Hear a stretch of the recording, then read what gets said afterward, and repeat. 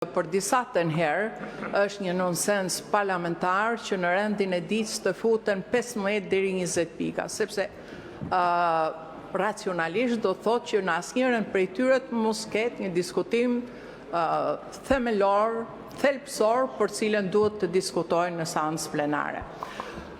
Por kjo tashti ka kaluar në vend të dytë, të tretë apo edhe më poshtë. E vërteta është dhe ne nuk mund të bëjmë sikur nuk e dim se në çfarë realitetit ne po jetojmë, ju drejtoni një seancë ku një qeveri është zhytur kokë e këmbë në skandale.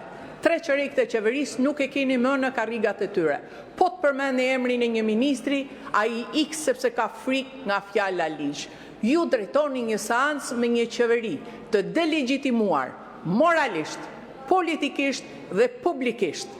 Ju drejtoni një qeveri dhe jeni pjesë e një pushteti që ka marrë ujë si anije që shpohen dhe timonieri ende nuk e ka kuptuar se çfarë po ndodh. Në kushte të tillë, kur nuk është qeveria në krizë, por në fakt është vetë qeveria krizë, atëherë ne rrezikojmë shtetin ton shqiptar.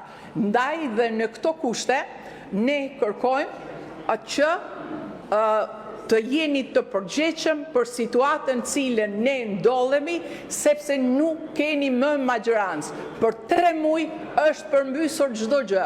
Nuk është përmbysur si janë përmbysur disa qytete nga uji, por është përmbysur nga pesha e jashtëzakonshme, e turpshme, e korrupsionit të këtij pushteti.